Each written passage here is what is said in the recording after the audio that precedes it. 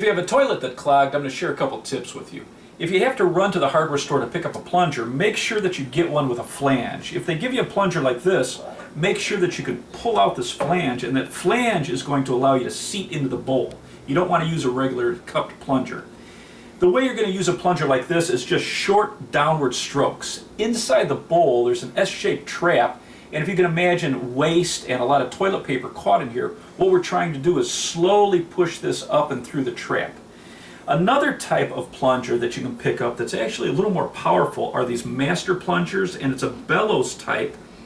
This is used a little differently. For this, because there's so much air volume in here, the way you would use this is you would push it down into the bowl so that all the air comes out, and then just let go so that it sucks water up into this, and then you're going to use a downward motion.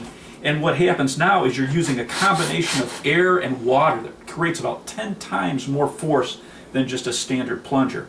And if you're buying any of these plungers, just imagine using this. It's going to be kind of dirty and nasty. So I think a great thing to buy is just a cheap, inexpensive bucket so that you can put it into it, and then this is easy to store right next to the toilet also. Now if you try a plunger and it just doesn't get the clog, it doesn't break it free because it's just jammed in there, a toilet auger is a great tool. And the way this works is there's a little piece of metal that you want to leave on this, and that holds this rod in place.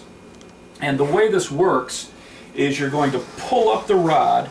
You definitely want a toilet auger with a rubber body. You never want to use just a steel rod by itself. You want something designed for the toilet.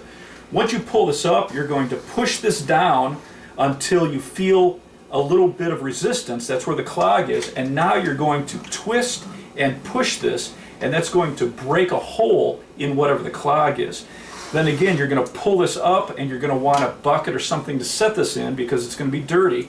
And then once you create that hole, then a standard plunger will allow you to push it free, because what this will do is it'll create that hole, the clog will collapse on itself, and then the plunger will push it out.